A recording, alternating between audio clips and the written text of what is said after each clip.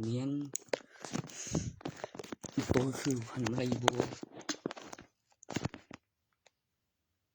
บุญกูเห็นบ่ไรกูซื้อมาเลยกูชี้เห็ดหยัง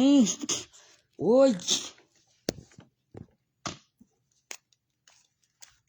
ทันพยานเลย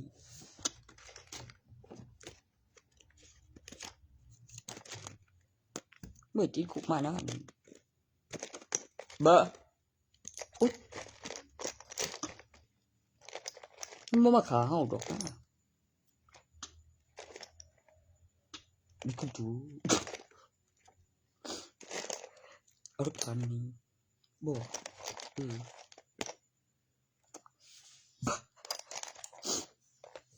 แม่นี่บอกว่า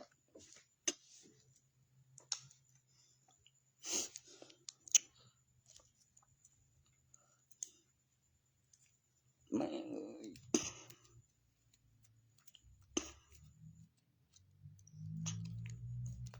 มันต้องเลือกดี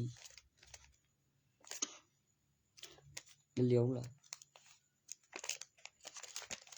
บนไปฝาดใจหัวคนนี้เดี๋ยวเป็นเลี้ยวเร็วๆเอากำไรเท่งหนึ่ง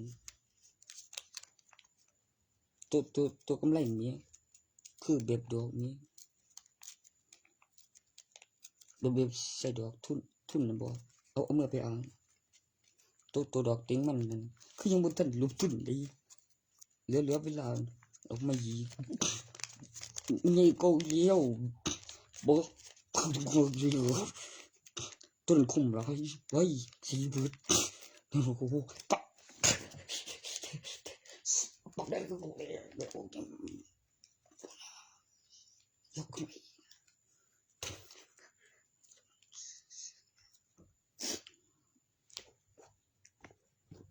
อ๋อคือเป็นแล้วมัน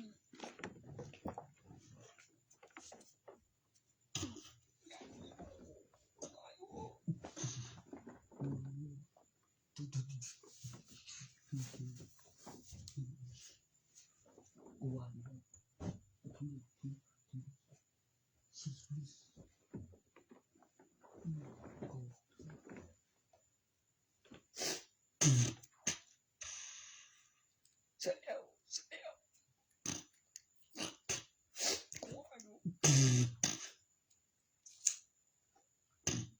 เนี่ย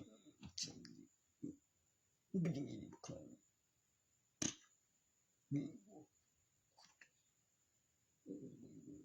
ตัวนี้ไม่เลยกูนี่บุคคลเทียมจิวพี่เมียงบัวไว้เมียงนี่บุกเอานี่กูห้องแมนคนเดียวนั้นห้องอะไรห้องเป็นบ้านโดนเลี้ยวเมียงบัวตะกูได้ไปนะบริเสียตะกูอยู่นะ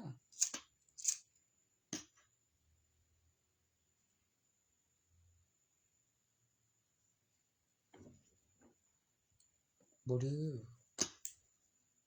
บ่เขาขังดอกเด้อเขาเรื่องมีกูเฮ้ยบีบ่บูยกขึ้นมันนะโจกที่กูตายโอ้ยดีนี่ไปเจอยังบีบูใจไหนบ่มีได้ยังมาจะเบิ่งบุยเขาคนนี้สิบ่ได้ตัวบุยกูยังบ่ได้เลยบุ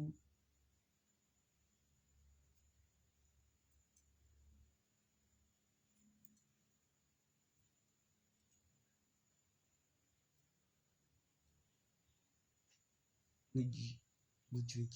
จักเบิดพี่บูอีหลีมันบ่ได้เงินเดือนอีหลีบ่ดีคือมันบ่มีสกปรกที่ละตัวนั้นน่ะมีตัวยังอยู่นั่นน่ะ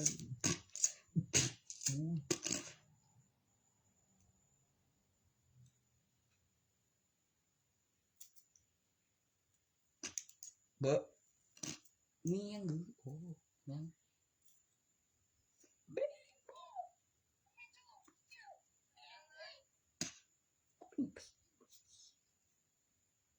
นี่คน คุณพี่แบบด้วยโรงงานนี่มันก็บ่ดีมีโอ้ยมันเฮ็ดไปข้าวเดียวมึงดูเชื่อกูนี่บ่คือสิซะงานไปถึงที่บ่เฮ้ยคือจะเล่นดิโป้เวลายังว่าเงิน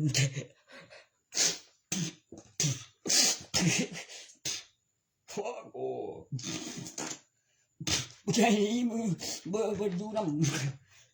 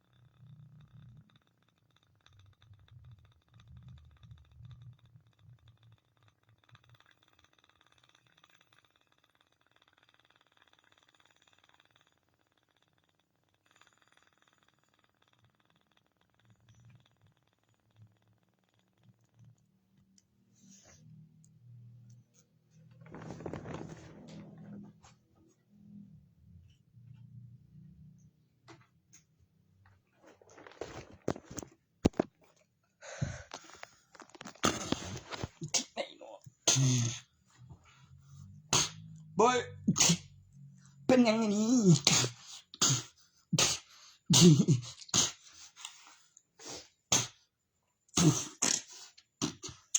โอ้ดีเด้ ยินหอม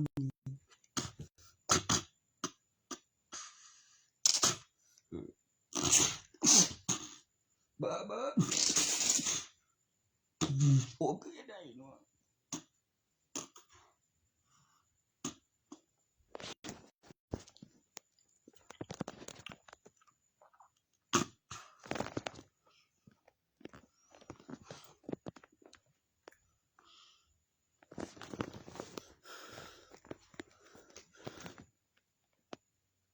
มันจะวางจังบ่แต่ว่ามันดีได้ล่ะดอกที่3บึ้ยมันเผยเลย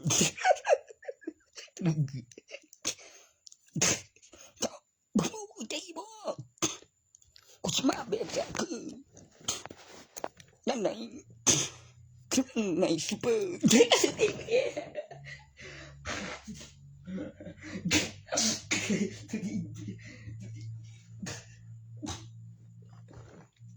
ที่มีเกือบข้านบ่ข้านยังเยอะๆบุย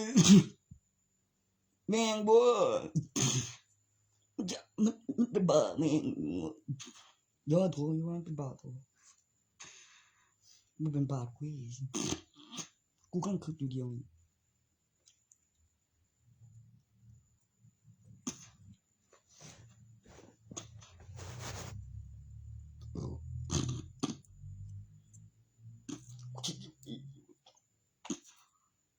บ่ได้มาป่นไหนมาป่นเดียว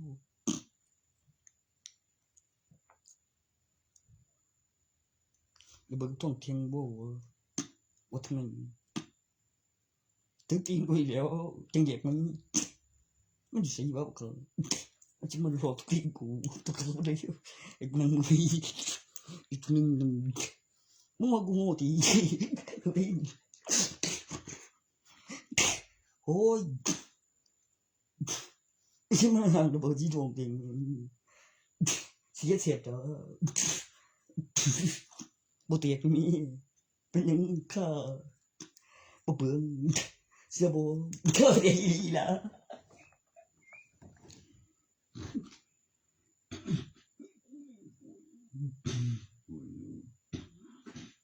โอ้บ่ได้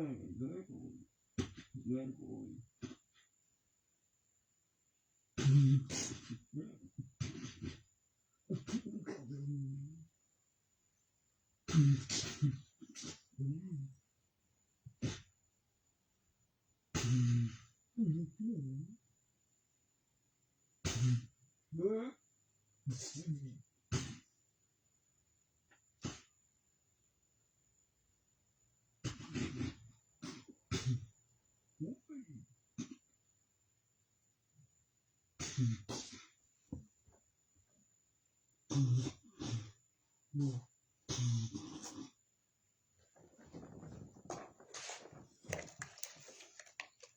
มันบอกพื้นที่พร้อมฐานอยู่หน้ากูขอพอสินี่ตอนนี้เบิ่งกับวิธีใช้มันนี่นั่นดีบุ้ยทุนตัวพื้นมาตีกบฐานมันเขียนอยู่ว่าต้องหอยรวยยังเก็บดูปุ๊บเอากับบ่ได้นั่นเดียวตะเข้าอำบ้านเขาตายปานก็บ่ได้คือยังสิปานยาวได้บ่แต่บ่ขาดอำบ้านสุดที่เดียวตะลุอันที่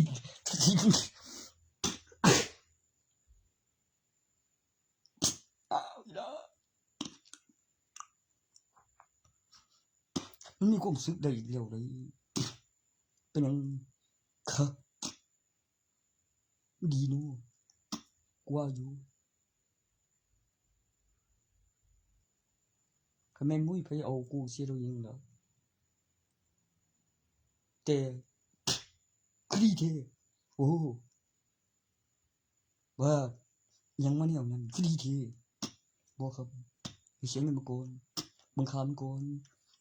ต้องว่ามีค่าได้มึงคงจะบอกว่ายังต่างกันโตเข้าข้างเดียวคือเข้าข้างคนเจ้าของคันเว้าแบบบ่หัน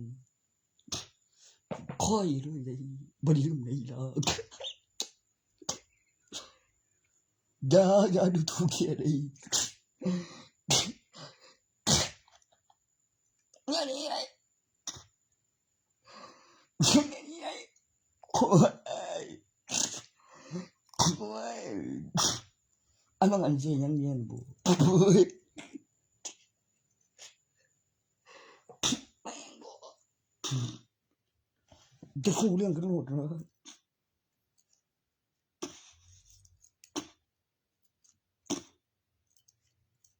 บอสบ่วางสันตอนนั้นเราซะถึงมันเอามาใส่ว่าสิ่งตัวใหม่ว่าครับบ่บ่สุดความได้บ่สิบ่อีกเลยก็สมน้ำมันหยังให้ย่านบุยกินเป็ดกินซื่อๆนี่บ่เกือแค่บ่ให้ของเล่นไว้ล่ะมันหาซื้อมาสิวะบุยเพิ่นก็ว่าฟรีๆดีล่ะว่าคือหมู่ที่พอมันไม่มาเว้ยมันน่ะดิมันสิโทรมาดอกไว้เบอร์เดี๋ยวยังบ่เสียคือดีแม่นบ่วะมันคือสิขาดมึงใจบ่ล่ะบายเข้าคนขอโทษนับคนกับรับสายโอ้ยมันตายดีตัวติมตะเบนวีโอ้ไม่ใช่ตัวนี้ดูถ้าปนโกรธไอ้บ้าโอ้ยแม่นบ่วะมันต้องวางสันเทียเลยบ่มีได้ดื้อตัวนี้สั่งดิว่าคำแรกมันสิบอกว่าได้บุ้ยค่อ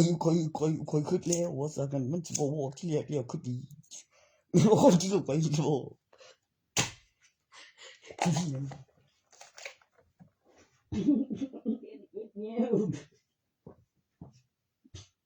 ยังสิได้บ่สิเดี๋ยวกันดูวิดีโอไปไม่ได้ปิดนี่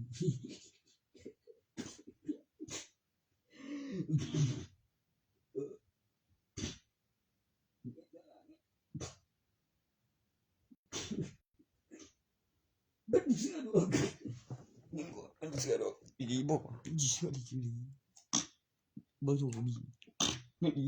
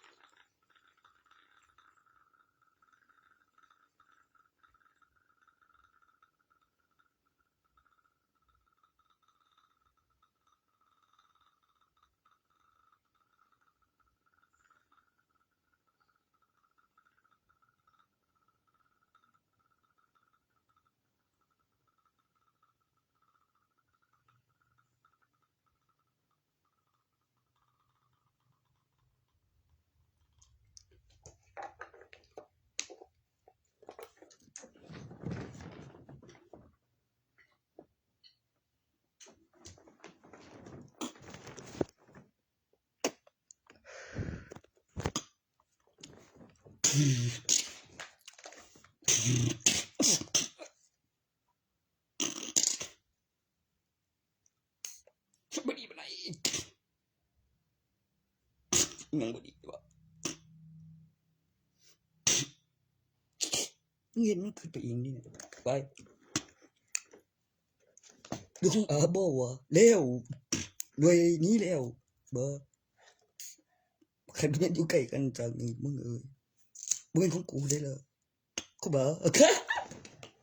มันบ่ค่าดอกอื่นกับผมไม่ตะกี้กูแท้โตใหญ่เป็ดนี่ฉะนั้นมีสิเขาคนสิเขาคน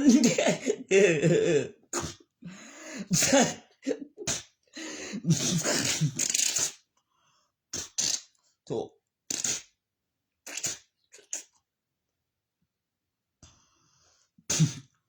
มันมีผลเดียวเลยมันเสียงดังเหนียวขึ้นมาเนี่ยแม่นบ่วะมันทำไปไอ้ตัวมันใช่มันบ่ให้ไปง่ายได้ดังเฮ้ยโอ้นี่จะว่าของดีได้ของสุญญาเบิ่งคือไม่ก็ดียังซุ่มยังเสียกูคงบวกโตลีเล่นเฮ็ดผู้เดียวมึงบอกอย่างนี้เดียวกูว่าอยู่กูไม่รู้เขากูดีได้อยู่ด้วยตัวกูไม่เห็นตัวนั้นก็มีลีเล่นเฮ็ดผู้เดียวแม่บอกว่า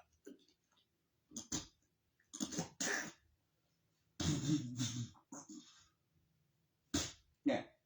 ข้าแม่งเอ้ยคือบอกอี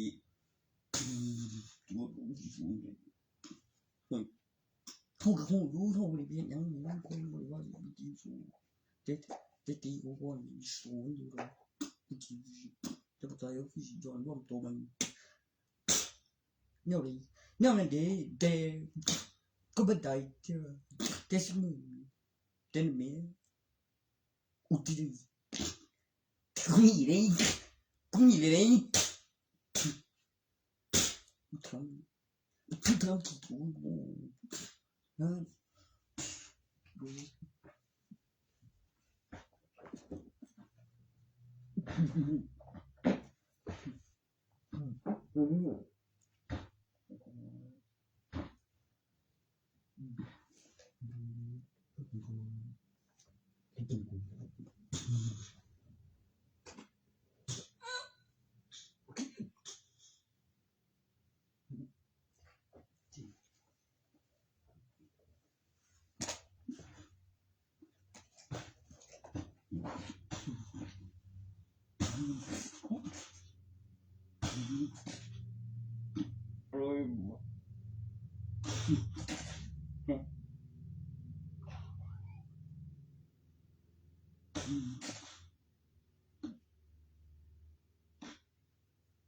โอ้ยกูลืมไปนั่น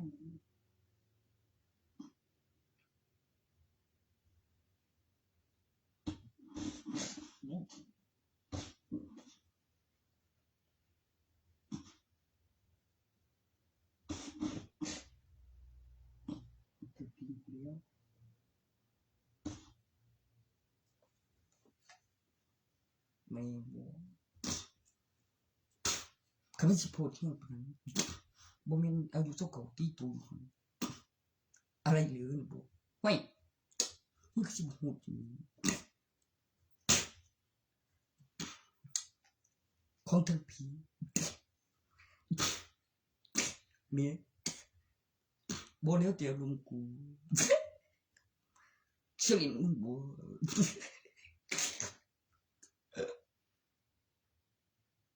เก็บอะไรอีกแล้วดีละกูบ่ยานดิบ่ไปอ่านมึงดิมีเองบ่กูสวนซึ่งเดียวแต่อะไรแต่ว่ามันหูเรื่องกูได้ฮะ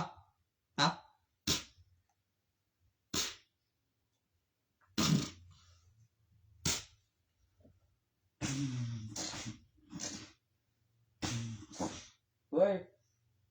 ผู้เสพเนี่ย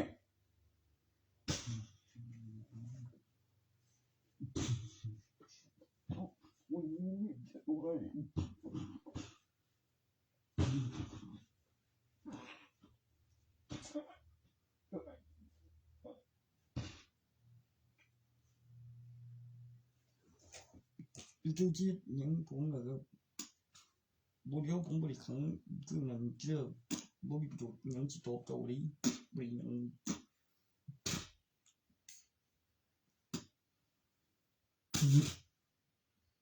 bị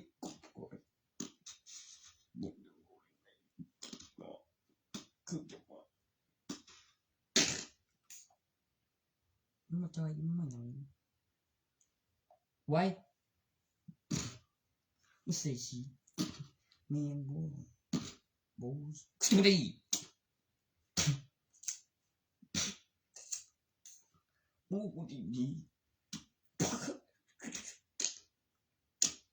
bây giờ nào để đến thất bại bây giờ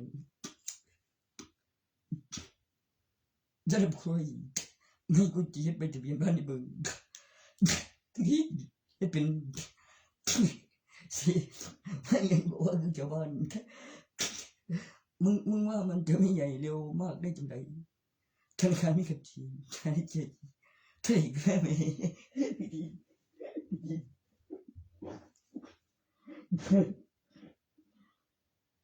เอ้ามึงไม่ซื้อมึงใช่เจ๊มึงพูดจริง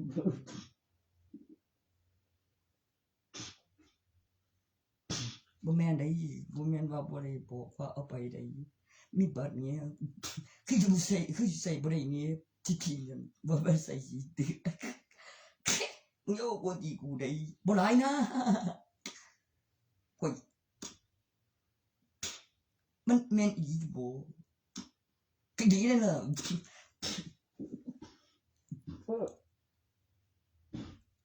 ึงจะกูจะกูสิเฮ้ยผิดแล้วมันว่ามีค่าสิ่งนี้เก็บขบวน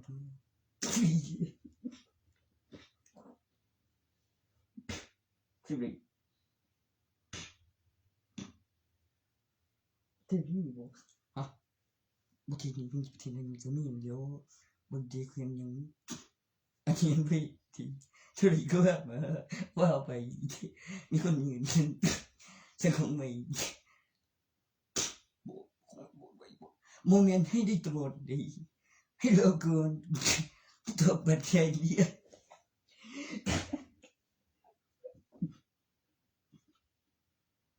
จะทำไมมาใส่สีเก็บทิศไปเดือนแล้วมันเบื่อจนด้วยเพื่อไม่จะไม่ได้ครับอ่านบัตรประชาชนขึ้นรูปเรียนแบบไม่ใช่ของผมนี่ของไม่ซ้ำใคร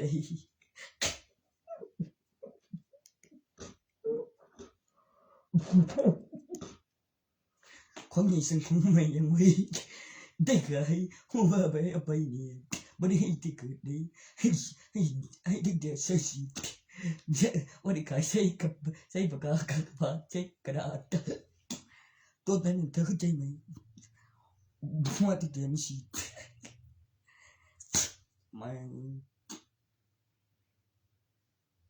มันต้องได้เท่ดีมันได้อยู่แล้วว่าไปนั่นไม่ใช่โจรไม่กล้าเอาคืนได้โอ้ยชัวไปไม่ถึงเดือนดอกต้องไปหาผ่อนมาจ่ายมีอย่างกูคงไม่ถึงเดือนดอกหรือจะท่าอะไรได้อย่างว่าอยู่ครั้งนึงบอกอยู่นะกฎหมายทาง10 ปีกับเธอนึงบอกมันไม่น่าติดนี่ไหนไม่สูญสลายน้อยลงเนี่ยฮะคือได้ขายมีคนมีเงินใช่มีคนแปลกซื้อของไม่แปลกใจมันว่ามันเอาไปเท่าไหร่ไม่รู้นั่นเลยเขาตกบัตรประชาชนเขาตัวแบบประชาชนเนาะใช่คดีเทคือปกติเดี๋ยวได้ค่อยได้เลยค่อยได้ยังกระแบนวีมีดีกว่าหันบัวเห็นบ่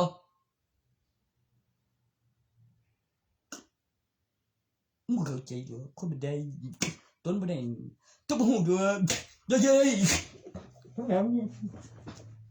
เฮ้ยโอ้บัดบ่ได้แน่มึงมึงจะบ่มีบ่แม่นบ่มึงก็บ่ได้บ่ได้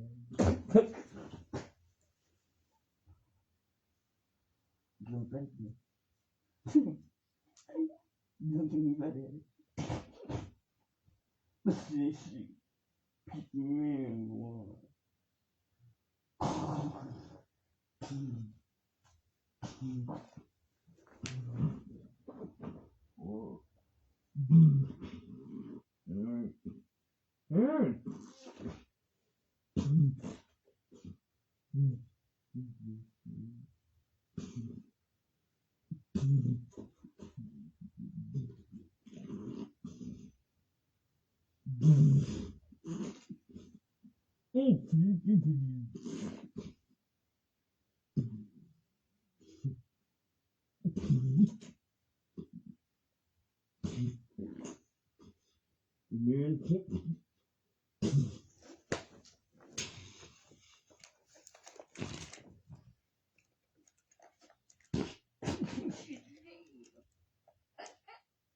Bukan je nak kau. Bang ơi.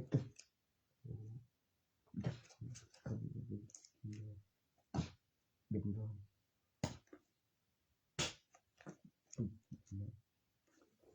Dù sáng kiến bằng con thêm phương thủ. Bơ. Lọ khi đi chạy bố.ให้กูอยากไปยังเดินแล้วดีถ้ามันไม่ใช่ชีวิตด้วยฉากนี้มึงว่าอย่างเขาจะมีจากสนามบินข้ามกระเบียงเลี้ยววางในเมืองมีไหมครับ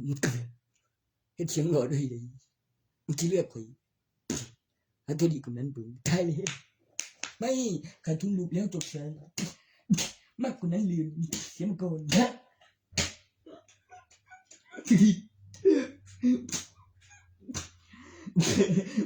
ไป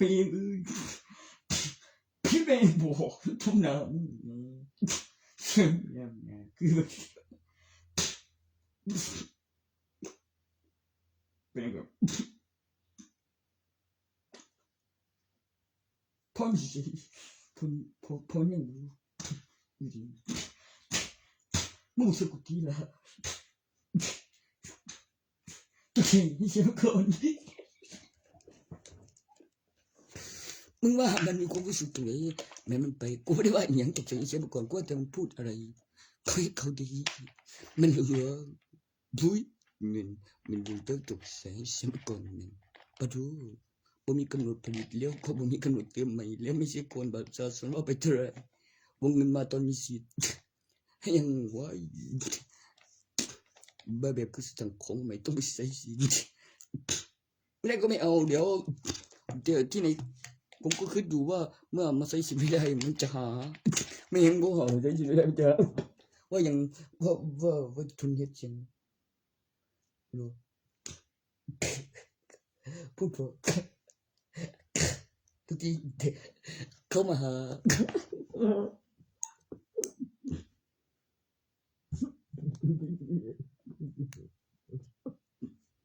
อ้พูดพอมึงบ่เข้าใจบ่จริงๆพูดพอเข้ามามึงต้องเข้าใจดิไม่ดีเชื่อ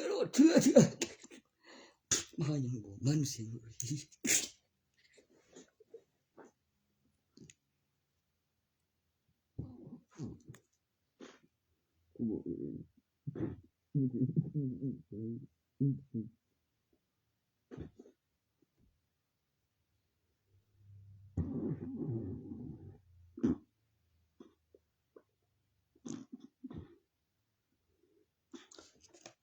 สั่งมาบ่เจ็บมันเลย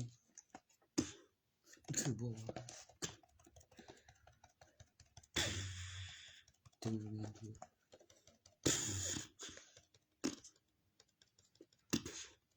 อันใด อันนั้นดี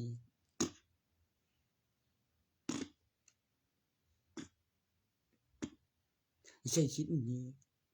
เป็นยังบ่ทันหกสิเลยแม่นเฮ็ดได้คือเสียวผู้เดียวแม่งบ่เป็นได้เขาทุกคนก็มีได้ก็มีแม่นมีทางเดียวจริงกันนะต้องต้องได้ไอ้เชื่อตัวดีโอ้ย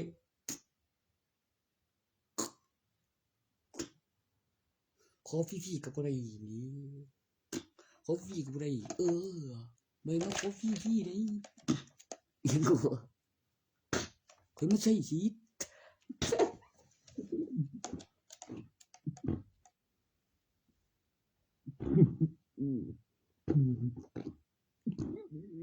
จะบ้า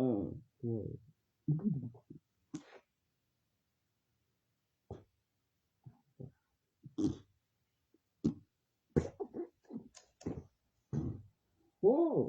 โอ้โหเนี่ยเบิ่งบ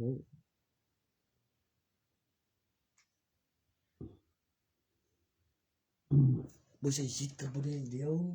สิทธิพิเศษในโครงการนั้นรัฐบาลว่าต้องหามาเสนอ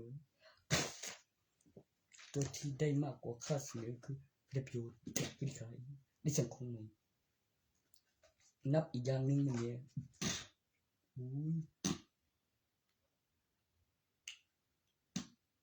นับ2,000นับใบพันกับใบ2,000ใบหนึ่งนับแบบปี12ใบปีหนึ่งหุ้นหวยไปเลยมันไม่ได้ให้ในเดือนเดียวได้นั้นบอกการผลิตอะไรก็ด้วยคือต้องได้ขายเขาพาใช้จ่ายนะเมียทุกประเทศผมก็ว่าอย่างนี้แหละสักนี้มึงก็จะขึ้นราคาครั้งนั้นอยู่ว่าเป็นอย่างให้จบมาก่อน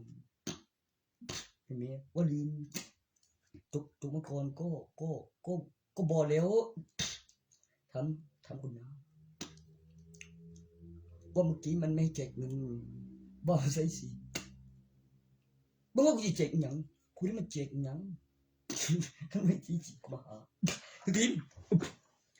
ไม่ใช่ไม่เว้ยไปอีกพวกมาหาทีมเธอไม่มีเดี๋ยวฟังก่อนก็ได้ยินว่าหน้าฟังกลัวอยู่แถวนี้มี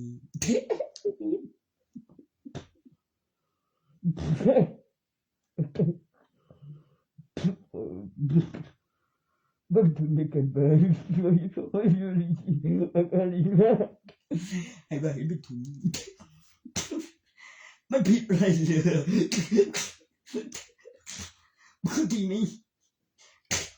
ข้ายินดีห้ามทวงนี้ห้ามทวงผิดนะไม่ค่อยกูตอบมันจะได้ไหมล่ะนั่นไม่ได้หรอกมันต้องรอกูตอบอีกนิดนึงให้ถูกต้องให้เห็นเป็นทุนกันไม่ได้เซ็นมาไม่มีใครมาทวงนี่นะครับเข้าบัญชีเกม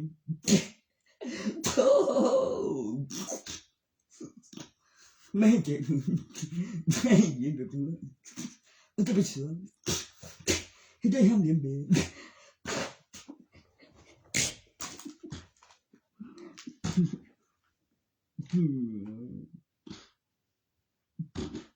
ทำไมเหรอฟังดีๆก่อนทำตามกำหนดมีผ่อนจ่ายก่อนหน้า10 ปีมีผลประโยชน์นั่นเองแล้วคำอธิบายห้ามเรียนแบบจริงๆได้ทำไมห้ามพูดซ้ำนั่นเนี่ยห้ามเรียนแบบบอกเพราะอะไรบอกเพราะมันมากไปไม่ให้เก็บเงินต้องหาวิธีจนได้รับฟังแต่ไม่ให้เก็บเงินก็อีอยู่ได้ล่ะไม่ใช่ครับมันไม่ใช่สิโอ้ท่องเลยท่องน่ะยิ่งให้ฟรีไม่ได้ให้ดูเฉยๆเป็นอย่างให้อยากได้นั่นก็ให้อยากได้ส่วนเงินซื้อทองบางที ส่วนราคานั่นจะใส่ใหม่ไม่ใช่ของเก่าได้ขึ้นไลน์ใหม่มาบูเดี๋ยวกำลังเลือกห้องดำดินอยู่ว่าจะเอาที่ไหนดีว่าจะซิตรงนั้นแล้วมีประตูเปิดแล้วยังถ่ายรูปเซลฟี่หน่อยแล้วยังเลี้ยวไปโผล่ที่ประเทศเซลฟี่ไหมเซลฟี่ประเทศเอาไม่ใช่พกห้างพกที่ผลิตเงินเลยพวกทองคำเขาหากันที่นั่นเลยที่นั่นมีจริงที่ไหนที่ดำที่หาที่ต่อจากในดินเด็กอยู่ไม่ดูแต่ไม่หาได้เลยใช่ต้องใช้กุญแจมันไม่จุกของเลย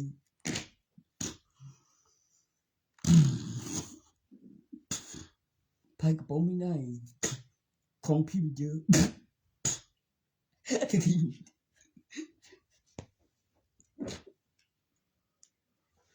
เอาเท่าที่มีในดินแล้วกันเท่าที่ออกมาแบบบอกนะน้องเปิด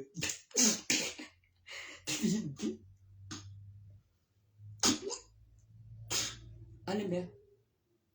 มันเอามาขายได้เอามาแจกไม่ได้ไม่ขายเท่าถุง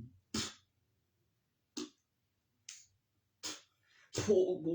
ที่นี่มาขายเท่าไหร่เราขายเท่าทุนกับที่นี่ไม่ได้ทำไมของเราดำดินพิเศษกูไม่ใช่ทองเก่าเลยทองไหมอุ้ยทองอะไรโอ้ต่อจากห้องทองแล้วห้องคลังอาวุธเลยว่าอย่างห้ามปล้นห้ามเป็นโจรกับกูเป็นอย่างกูมีของกูพายใส่กระเป๋าไม่ได้ของกูหลายนั่นเนี่ยแบบนั้นเนี่ยใช่ไม่เอามาด้วยถ้าไม่ได้เป็นโกงไม่มักอ้างตอนมักอ้างต้องเสียพยานหลายให้เชื่อเอาไม่จ่ายเงินมาไม่ได้อ้อมผ่าเด็กกันด้วยก็เบรก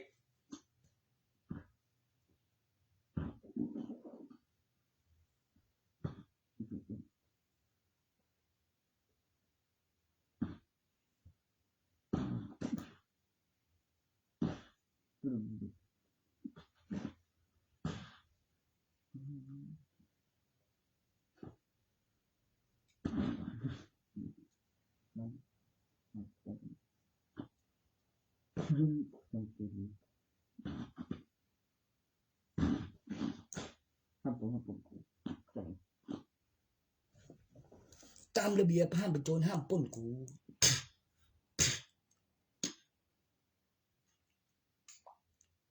ไม่ขายเท่าทุน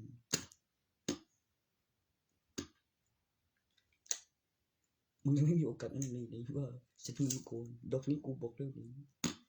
ไม่ทุนเนี่ยมีราคาทองเอามาด้วยเลยคุณได้มาของกูได้เอาไปเล่นในเป็นเอาไม่เคยมากกว่านี้ไหมครับดำยินนั่นทุนพกเครื่องปืนไม่แน่ไม่มีสินะโอ้ยไม่มาเป็นดอกวี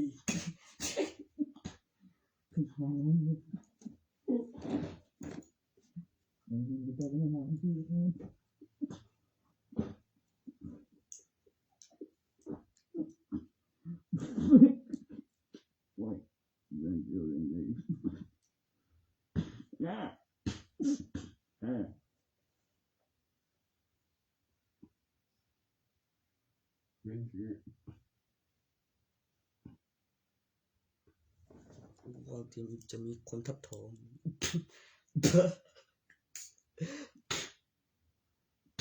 อุ้ยถ้าทับทองเล่นบอกคือว่ามันอยู่จริงทับเลี้ยงหลายคนเป็นถึงทับถมมีประตูเปิดมีเจ้าของบวก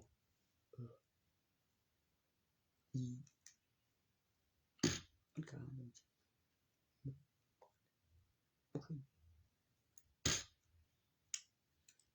แม่เอาไผ่แล้ววางทองแล้วเต็งแล้วอย่างแล้วหามาว่ามีทองหลายคนนั้นว่ายังว่ามึงนั่นลุงกูดีได้อย่างเดียวตัวนั้นแหละ ไม่ได้เอามาลุ้นแต่เอาโซ่อ้างให้เบิ่งอย่า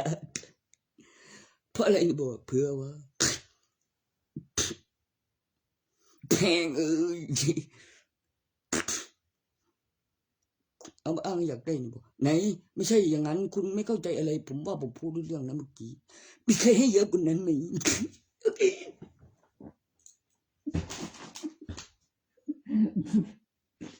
ไอ้บ้าเฮ้ยไม่แม่งอีหลีบอกว่ามันบอกเองเองมันก็จะพูดว่าอย่างนี้มีใครให้เยอะกว่านั้นไหม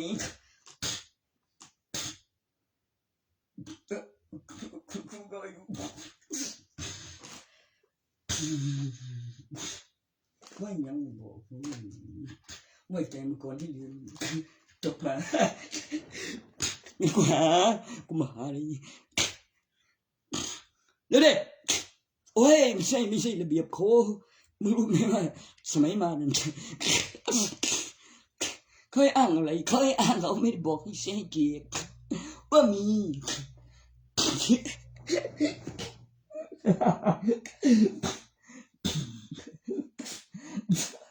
ทุกข์กับปั้นกูโอ้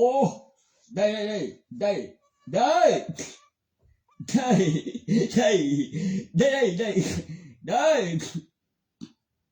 ตื่นบ่จะมาก่อนทีเด้อเสียเลยđấy không phải bồiคนđấy rồi nó bên chỗ cụ đấy mà men bò cái giống màมึงบอกเขาจริงยังบ่แม่มึงก็ฟังมึงเด้อเสือบ่ได้มาเจีย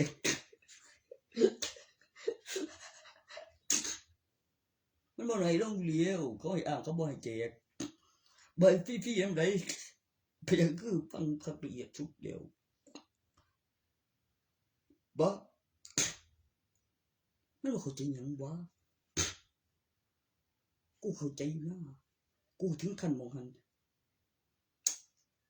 ไม่อนุมัติให้แจก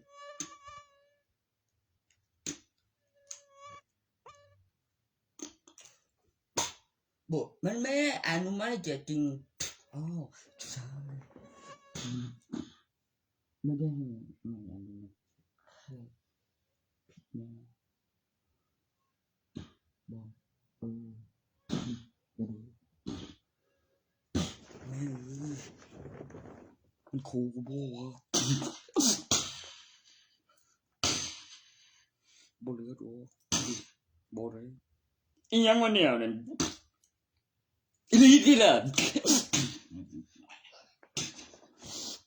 โอ้ยบ่นะแต่กูเฮ็ดเป็นอยู่ตัวนั้นกูมินนิดหน่อยเที่ยตัวนั้นมัน29ห่วยบ่พูดเรื่องกูเดี๋ยวมันเสียเด้อโอ้จัดขันเมียกูบอกดูกูบ่เฮ็ดเล่นกันเบิกดีเดียว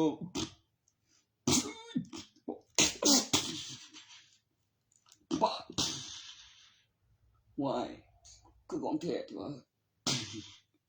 อันบางหันนั่นเมียบูเป็นไงย้อนกันไหนโอ้ยคนเห็นทำมันตัดบ่ขาดเป็นเขาคนเป็นเด็ก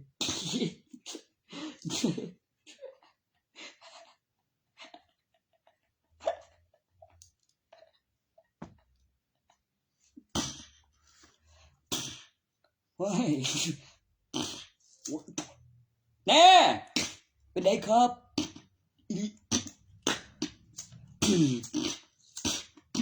เจ้านั่นบ่นั่นได้เขาบอกดีมีเสียงไผบ่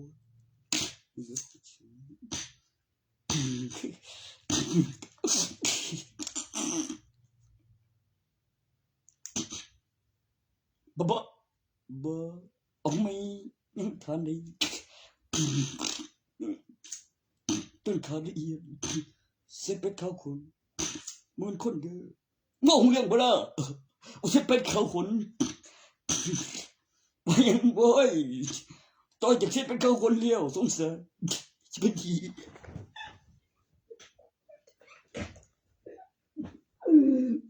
เห็นแล้วมึงยังว่าสาเสเป็นเขาคนเดียวมึงบ่กูฮอดใส่เบ้ยๆบ่เนี่ยดีๆพวกนี้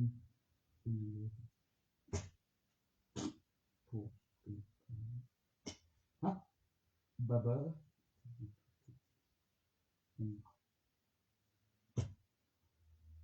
ๆเบ้ยแค่ยีบ่ดีคุยบ่ดี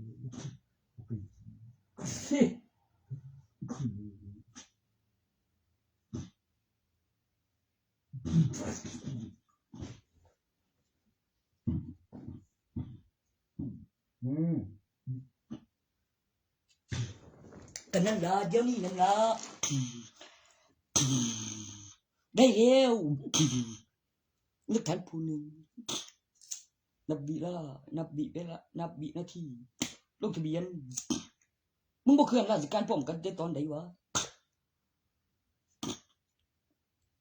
บ่มีหลักฐานในหันละตัวอ่างในวินั่นว่าผู้สิมีนี่โอ้แล้วได้วะกูบ่เข้าใจคือว่าก็แม่นอีมันเอาไปอ้างเพื่อสิบ่ตายได้อยู่บ่วะหรือสิแม่นบ่วะกูถึงว่าซั่นคือแท้บ่มึงจะไปอะติล่ะได้แล้วก็บักเอ๋เป็นก็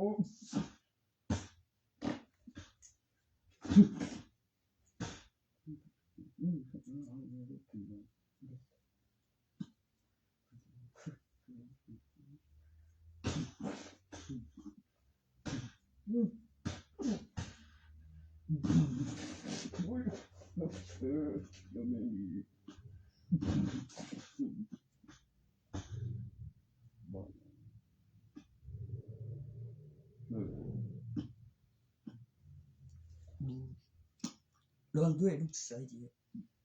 ตัวที่ตายเนี่ยอย่าไปเรียนแบบที่ดีเขาฆ่าตายเจ้าเท่าเลยกูบ่ใกล้ขี้แล้วกันส่วนนั้นบ่ละตายเลยอีตัวนั้นบ่ได้ลุ้นทุกบ้านไปดึงค่อยมีกันเวลาบ่โดนหลายเช็คหลายที่เลย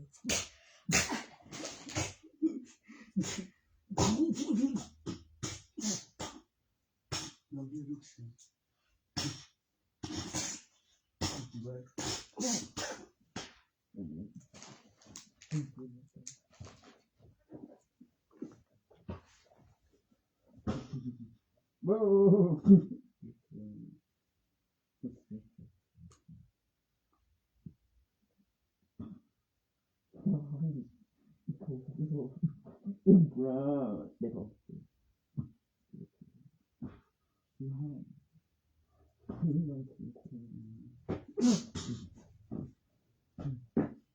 โอ้กูลืมไปกันเร็วคือแมงบ่โอ้มึงตั้งเทียดอีหยังวะเนี่ยมึงหูดีบ่วะบ่ดี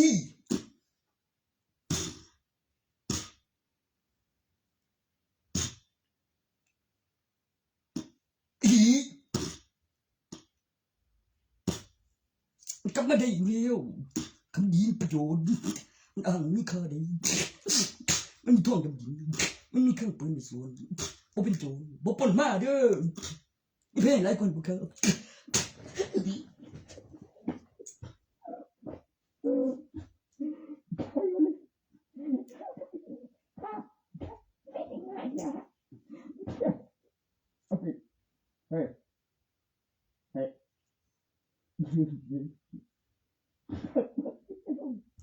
มีเพื่อนหลายคนบ่ครับให้ลืมนี่ต้องบ่ก่อน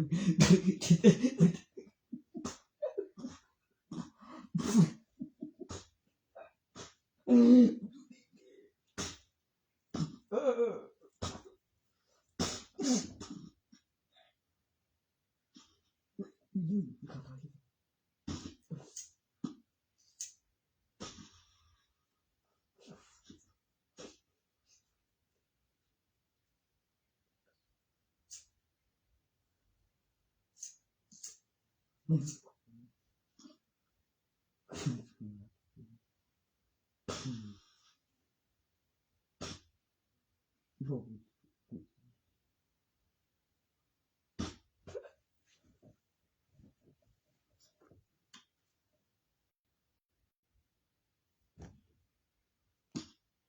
จะก็ปัดกูก่อนตัวนึง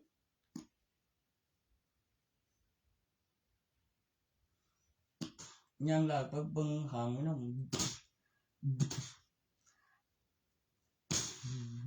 นี่บ่แมนยูนั่นแม่ก็ใจบ่ล่ะถ้าเป็นหนี้เกิน10 ปีกำไรมาอ้างเพราะอะไรเพราะอนุมัติต้องมีกำหนดผ่อนจ่ายก่อนนะแล้วถูกโอ้ยมันไม่อยากมีหนี้มันก็เลิกมันอยากอ้างมันก็ทำต่อแต่ไม่ได้ให้ฟรีๆแบบคือเจ้าก็ใจไหมว่ามันสุสานน้อยลงเนี่ยไม่ใช่ดีมีราคาบอก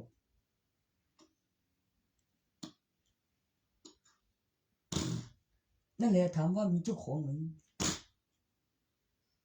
ไม่ได้ของกูน่ะไม่ใช่ลูกเล็กบางลูกใหญ่ได้คนขวางหน้ายังบางคนข้างหลังเฮ้ยดูดีตอนพระอาทิตย์ขึ้นยกคนละทางตอนตกนี่เมียตัวพูดไม่ถูกบอกตอนที่ตะวันออกนั่นลูกนั้นนั่นตัวสร้างพระอาทิตย์ขึ้นมาใหม่ได้ไหมแล้วก็ได้ดินเมงบ่เขาสร้างพระอาทิตย์ขึ้นมาใหม่ได้เขารู้กันแล้วเขาพูดถึงเรื่องมีใครให้มากกว่านั้นไหมครับไม่มีโอกาสเมื่อกี้แบงนับคะแนนหาเสียงไม่มีโอกาสนั้นไม่มีโอกาสนั้นเข้าใจมีมันสิไม่กว่าไม่สิมันสิไม่กว่า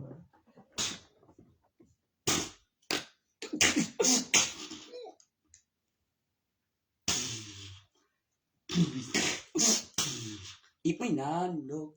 เพราะอะไรนะใช่พยานเขาเล่นไรมันจะบอกว่าอะไรเรารู้แล้วพวกเรารู้แล้วสินะแน่นอนผมก็ใจหนูมันจะวิ่งไปหาอะไรผมต้องวิ่งไปโอ้ย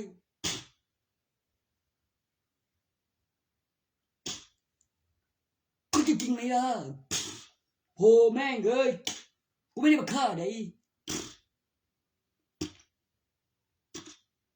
ไม่ได้ปล้นไม่ใช่โจร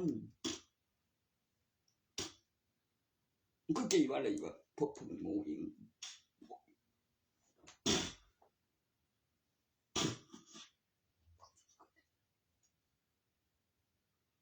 อะไรคือขอฟรีคือบอกยังไงว่าห้ามแจกถ้ามีความเข้าใจว่าให้ฟรีแล้วคือแจกมันต่างดูที่ประโยคเราก็จะบอกจะทุกแจกให้ฟรีคือให้ฟรีแต่เราไม่ให้ฟรีเราไม่แจกดีเข้าใจไหมล่ะเข้าใจไหมล่ะ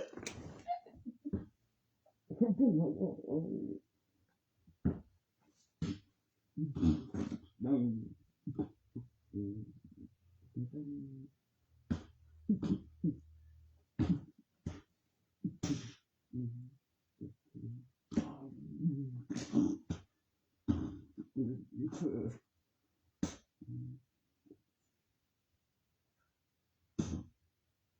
พูดให้กูเลยคุณเทแล้วมาสวนขึ้นอย่างนั้นไม่ให้พลาดตัวเลยกูก็ไม่ได้เทเลยสวนขึ้นแทนไม่เคยเจอคนนั้นมีแบงบ่โอ้ยจริง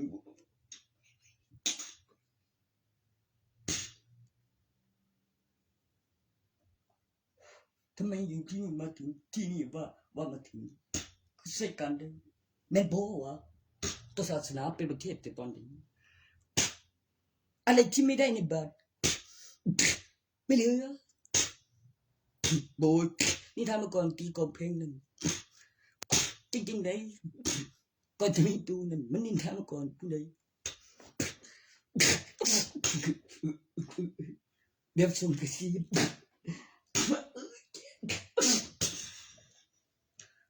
โอ้ยเสียงผมเพิ่งเมื่อกี้คุณเข้าใจไหม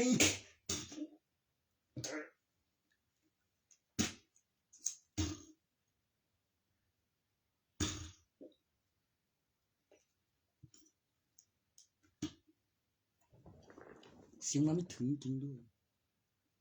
เดี๋ยวให้เปิดปรับอีกกว่านี้มันยังไม่สะเทือนเป็น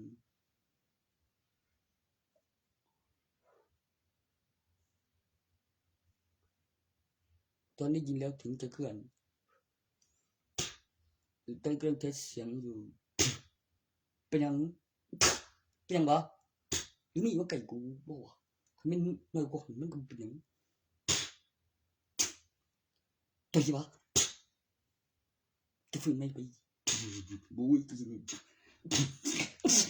บุ้ยเรื่องยังตัวมันบอกกวนตีนกูกวนตีนเบื่อคือยังเนาะเบื่อที่โดนใจเดี๋ยวหากู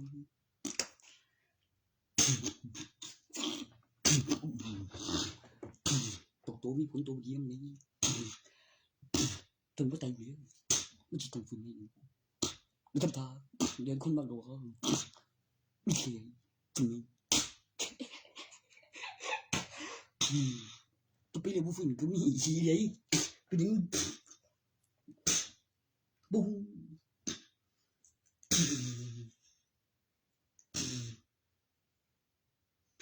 ต้นข้างของประโยชน์ของดี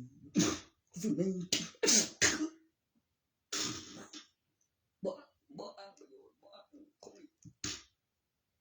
แล้วที่นั่นโอ้ยแม่งทหารที่นั่น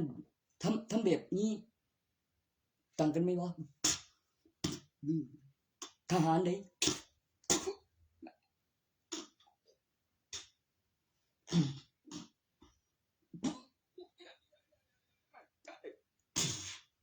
กูยังไม่เห็นเลยแบบนี้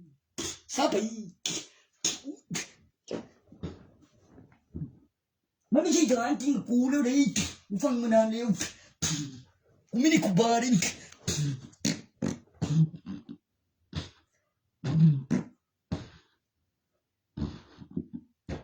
ไม่เหมือนโอ้ตัวมันกลัวเมียมันมีตัวน้อยกว่าพ่อกับตัวพ่อนี่เมียมันก็เก่งนี่บ๊อบกลัวแล้วชอบไปอะไรนะมึงเสื้อกูเลยตัวนั้นแบบนี้ค่อยก่อนมีก่อนนั้นมีกระซ่าอยู่ไม่ตัวให้เกิดก่อนนี้จะเอาตัวเรากูไม่ยังว่าเกิดซากูมันไม่กูแต่ตัวเกิดก่อนให้เก่งนั่นแม่แต่ตัวบอกไว้เนื้อเรื่องจากหลักการทางคำสั่งแล้วตัวบอกไว้เนี่ยนอกจากการทางคำสั่งแล้วที่ตัวบอกไว้นั่นตัวธรรมชาติเนี่ยใช่เลยยินแบบกูแบบตัวนั้นได้ไหมนั่นเองเขาเลยบอกเพราะว่าสั่งได้เกือบแล้วเบอร์เจ้าคือผู้เบาแบบว่าคือไม่ได้บอกไม่ใช่ไหมแบบว่าก่อนไม่คือเลยว่าแบบว่าก่อนแบบว่าก่อนนี่โอ้ยเดี๋ยว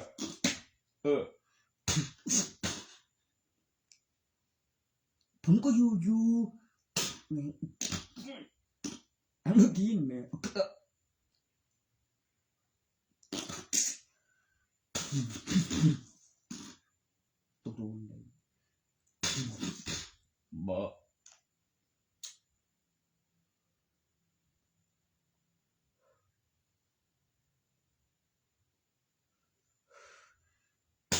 มันจะเปลี่ยนเรื่องนี่เนาะเว้ยผมบอกเขาที่เป็นไรเดี๋ยวมีวิธีด้วยตัวที่ว่าเป็นกำไรทุกยิดด้วยดิแบบกำไรบนพวกเขาที่ซ้ำนี่บอกตัวนั้นยังไม่น้อยอยู่ว่ามีอยู่จริงว่ามีทันดีว่าพิมพ์เสียไม่ใช่แค่โบตัวที่นี่ดูก่อนแบบเป็นปีตัวคิดว่าว่ายากกันเนี่ยโอ้ยตัวอย่างตัวคิดเนี่ยพูดต้องได้เลยแบบคือได้ก็ในครั้งนี้ครูเก็บหลักฐานว่าทำเสร็จใส่ครั้งแบบเลวตัวอย่างว่าเหลือคือขึ้นเหยียบยังปกติบอกว่าขึ้นเหยียบไม่ได้อีกต้องได้เลยไม่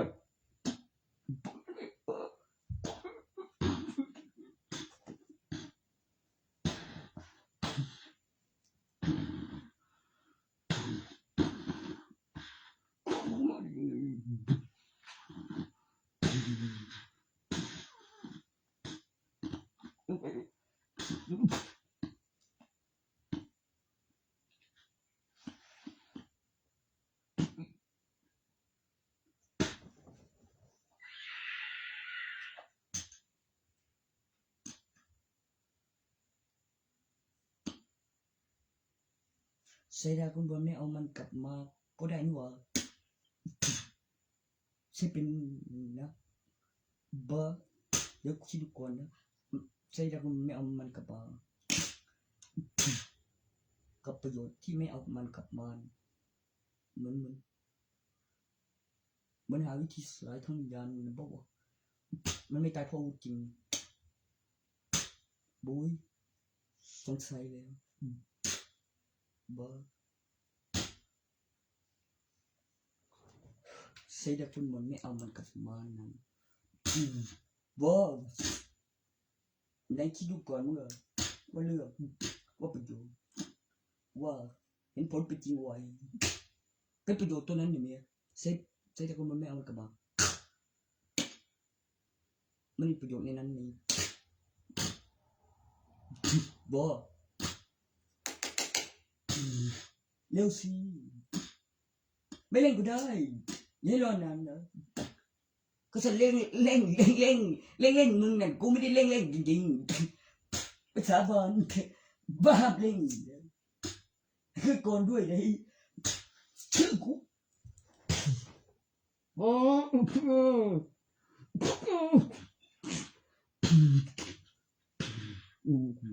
เฮ้ยไม่ได้ตัวนั้นคือประโยคสาธุลงตัวไม่ได้สนิทกันเด็กตัวมันเป็นอะไรกันสักการเต็มปกติดีเยี่ยมสาธุพวกคนทุกคนจะวันที่สมบูรณ์แบบที่คือเบื้องด้วยเอ้ยลงตัวไม่เมื่อกี้เลย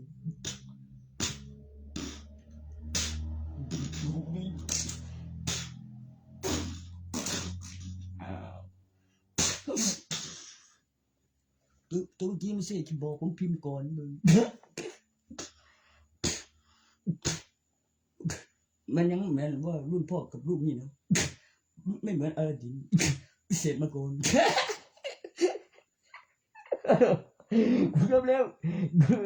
อันตรายใจโซนให้เห็นด้วยเฉยๆไม่เคยมากนั้นไม่ได้เบื่อไม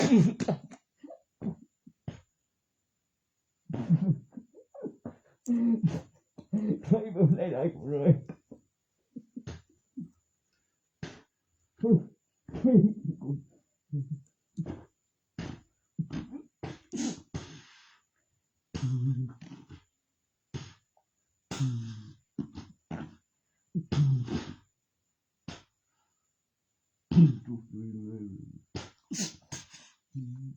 ใช่มือปืนฆ่าหรือ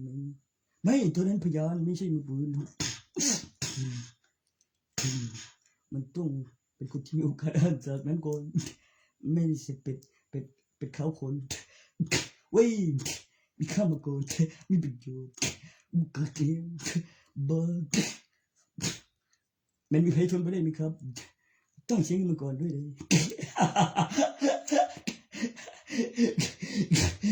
จริงป่ะแนวก่อน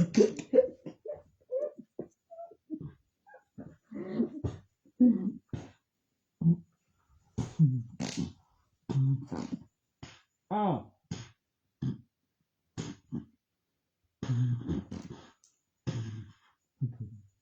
ตอนนี้ก็ทำอยู่ทำลายอยู่ผลิตเถอะเพราะอ่านสารไม่โกหก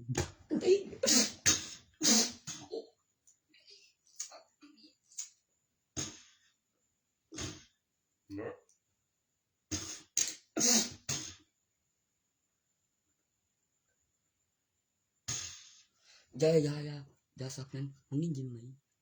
เดินไปดิเดี๋ยวนะจะฆ่าตัวอื่นนั่นเพราะอย่างพอไม่อ้างหลักฐานไม่โกหกเขาใช้หลักฐานเยอะ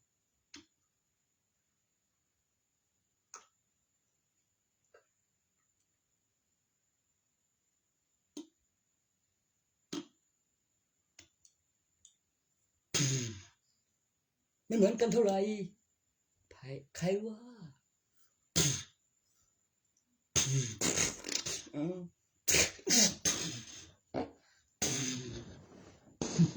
บูม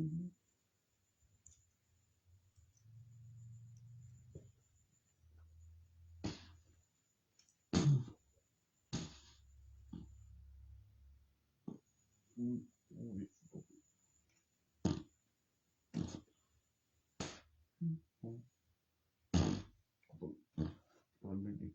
ๆกูจีโบโบไม่เห็นตัวประคำเฮ้ยเดี๋ยวสู้ยังไงปูบอกว่าปูเขาอื่นยังวะครับเกิดบูทั้งลูกเบียยืนตัวใหญ่พึ่งลงจบเกิดเบียร์กู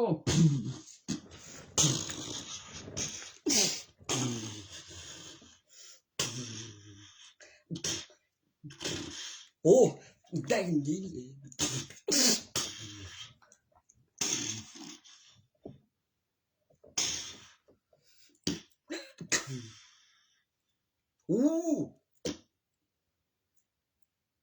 ไม่มี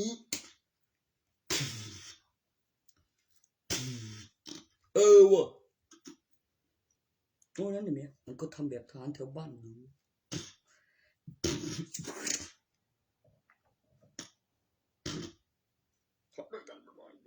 ทหารด้วยกันทหารตัวใดทหารไผ่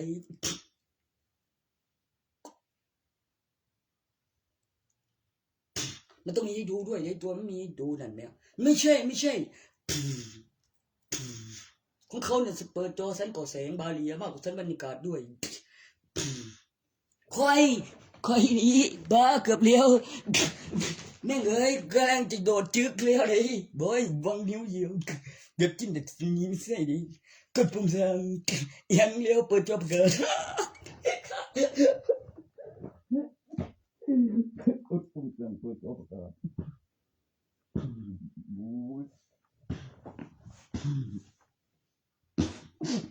โอ้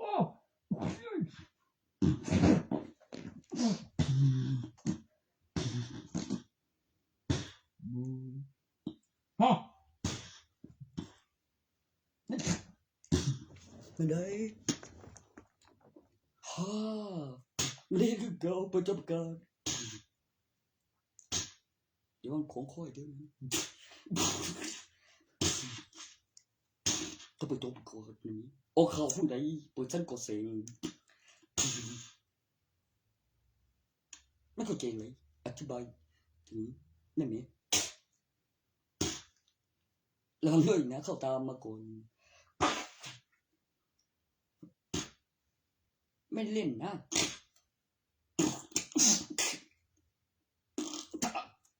มันก็ทำให้เข้าตาดีอันนี้ไม่มันบุกบุเรียนด้วยเพราะอะไรเนี่ยบอกเข้าตาจริงไหมบุยเห็นก็บอกว่าเห็นสิครับ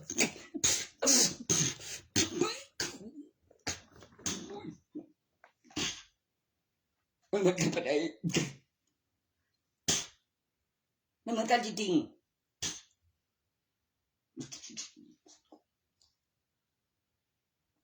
ฮะมันไม่บาปมันต้องกำหนดเวลาแล้วมันสารภาพว่าโกหกแล้วโกหกเรื่องอะไรบ้างอะไรเนี้ยมันต่างกันเลยกับคนไม่โกหกโบ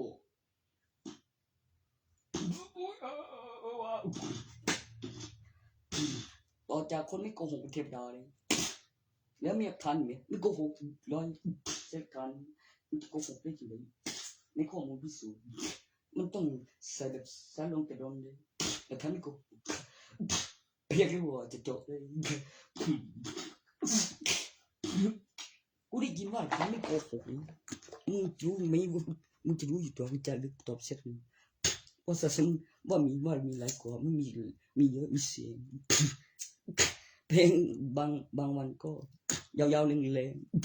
ๆบรรจุอัลบั้มมันไม่พอใจเป็นยังเป็นหลักฐานรู้ว่ามีมากกว่านั้นอยู่เลยไม่อยากให้รอด้วยมันต้องทำตรงนั้นได้เดี๋ยว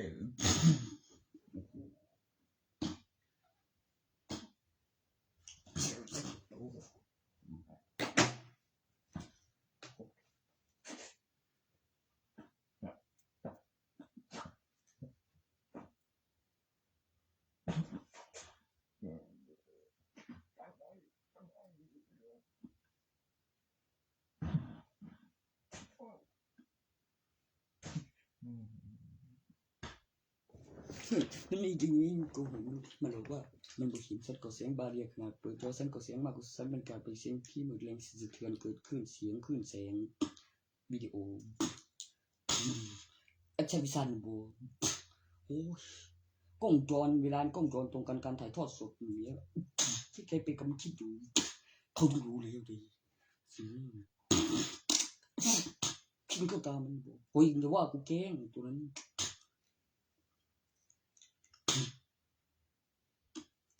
ตรงนั้นมีตามันไม่รู้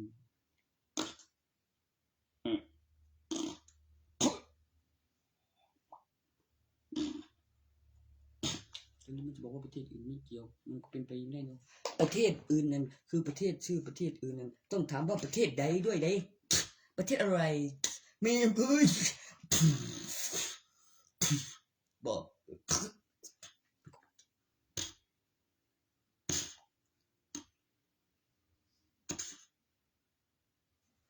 ตัวไหนว่ามีทุนมีกำไรว่ามีที่จอดรถก่อน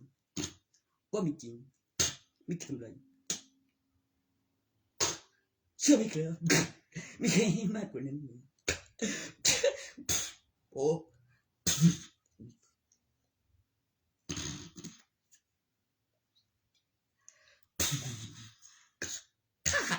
จริงๆค่ะทานกันแล้วก็มี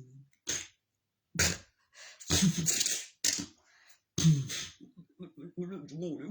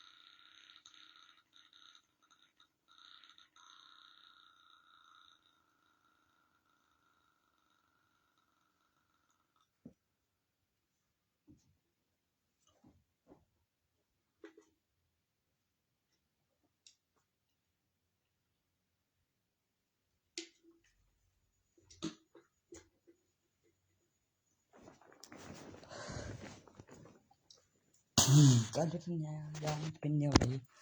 มันก็ต้องใช้หลักฐานเลยกับการพัฒนา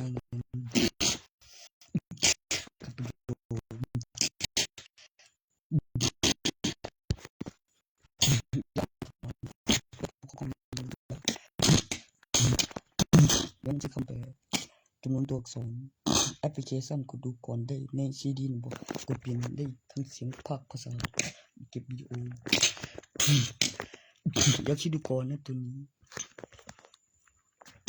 มันให้ได้เห็นก่อนนี้มีการขยายตัวของสมมติการนี้มันน้อยลงว่าแผนที่ไปถึงก่อนขึ้นรูปแบบของผู้นำศาสนาพระเจ้ารถที่นี่เนี่ยพวกนี้